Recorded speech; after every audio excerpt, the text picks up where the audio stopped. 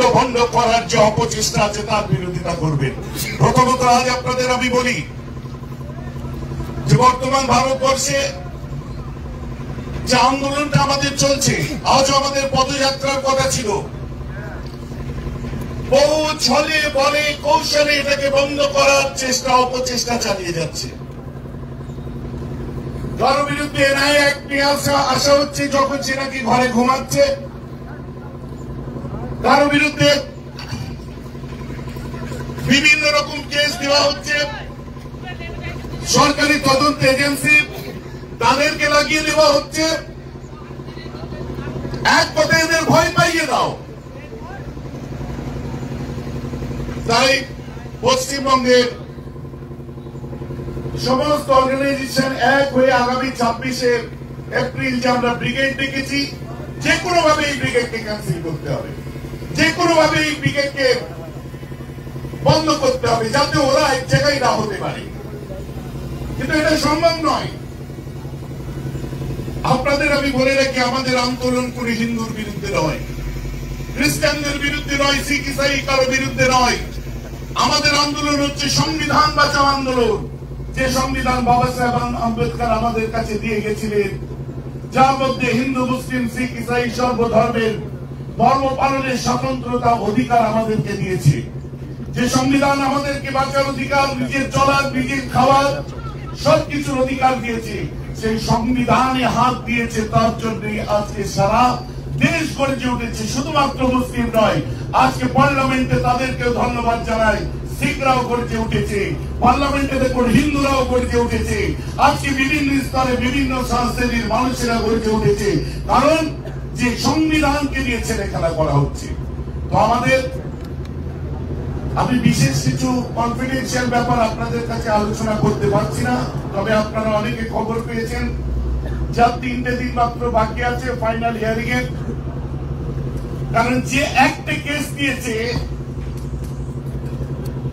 কত রকম কৌশল করছে, আর 3টে দিনের জন্য আমরা একটু সবর করব, বরদাস্ত করব।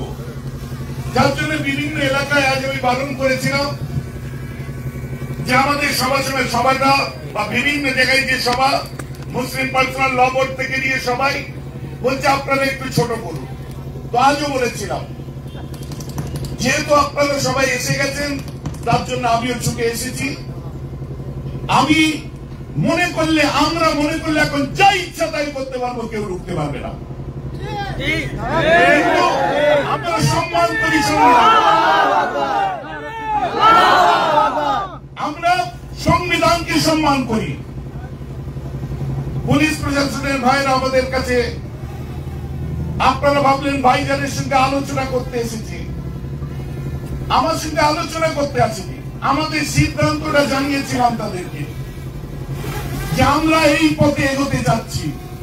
কারণ আপনাদেরকে বলি, এই আন্দোলন আজ আমাদের এখানে শেষ নয়, এটা সবে মাত্র শুরু। পা করে আন্দোলনটা হাঁটতে শিখেছে মাত্র।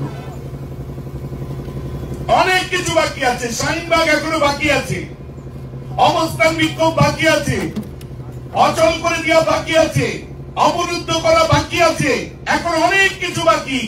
এই হুজুকে বাতালের মতো 10 দিনে 5 দিনে আমরা লাফালাফি করলাম, আর ওই থামস আপের ফেনার মতো তারপরে শেষ হয়ে গেল, সর্বোচ্চ হয়ে গেল। ও আন্দোলন করে কোনো লাভ হবে না। অতএব আজ আপনারা এসেছেন, একত্রিত হয়েছেন। আমি বলবো আপনারা আপনাদের প্লাকেট গুলোকে নিয়ে একটু বিভিন্ন হাতে দিয়ে দূরে দূরে ছড়িয়ে দিয়ে সরিয়ে একটু দিন, সবাই যাতে পড়তে পারে। আজ আমরা বান্দা কালা কানুন, আজ আমরা কালা কানুন, যে এই কালা কানুনকে পড়াবো এখানে দাঁড়িয়ে। সংবিধান বিরোধী আর কি আছে বাকি রেখেছেন? কোনটা সংবিধান বিরোধী, কোনটা সংবিধান সম্মত আমরা জানি। আমাদের নতুন করে বুঝাবার দরকার নেই।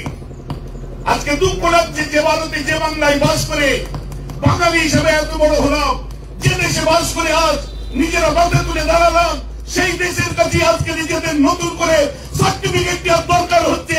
আমরা নাকি দেশবাসী, আমরা নাকি বাঙালি, আমরা এদেশের ছিলাম, আদেশের আছি, আদেশের থাকবো। আমরা কোনো ভাড়াটিয়া নয়। বাই ডিফল্ট আমরা ইন্ডিয়ান, বাই চয়েস করে বলি হিন্দুস্তান জিন্দাবাদ।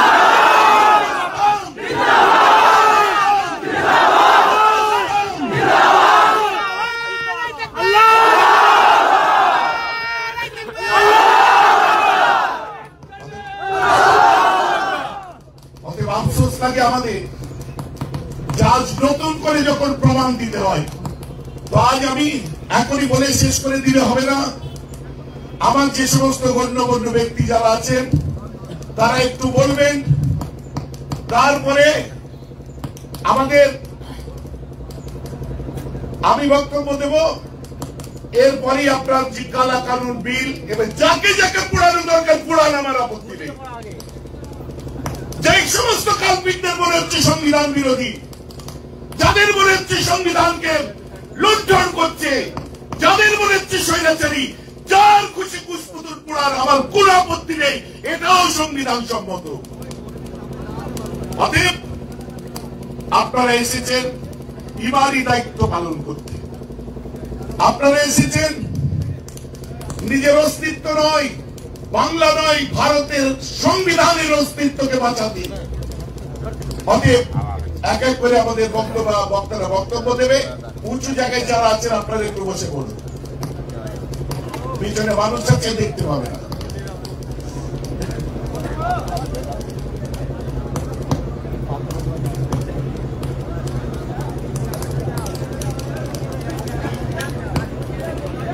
আমি আমার ছেলেদের যুবকদের কাছে প্রশ্ন করব, বহু জায়গায়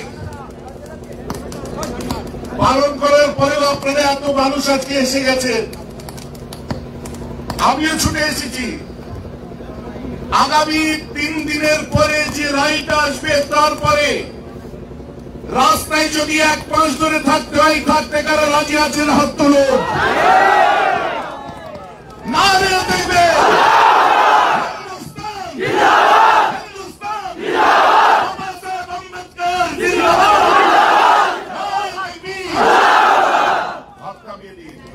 আজ এখানে শপথ করলেন, আল্লাহ দেখলেন, আল্লাহর সম্পত্তি রক্ষার শপথ করলেন। আর 2 কিলোমিটার হেঁটে দিয়ে দায়িত্ব পালন করে যে যার ঘরে চলে গেলেন, হই হই হই হই। আইনটা বুঝলেন না, কানুনটা বুঝলেন না, পুরো জায়গায় কথা বলতে পারলেন, ওতে লাভ আছে কি? ওদের রাস্তায় নেমে আমাদেরকে থাকতে হবে। ওই রকম ট্র্যাক্টরকে রেডি করুন, ওই রকম ট্রলি রেডি করুন, রাস্তার মধ্যে যে আমাদের বসতে হবে। ওরা 3% যদি পারে, আমরা 30% কেন পারবো না?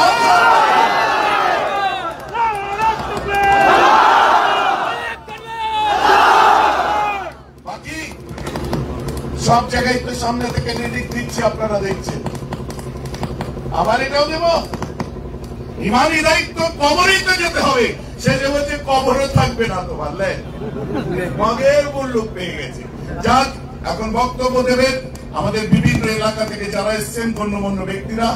আমি আপনাদের সঙ্গে এখানে শেষ পর্যন্ত, এরপরে আমাদের কালা কানুন মিডিয়ার ভাইদের আমরা বলবো, আর কত পার্সিয়ালিটি করবে, আর কত ঝামা চাপা দেবে, আর কত একটা জাতিকে চাপা দিয়ে রেখে দেবে।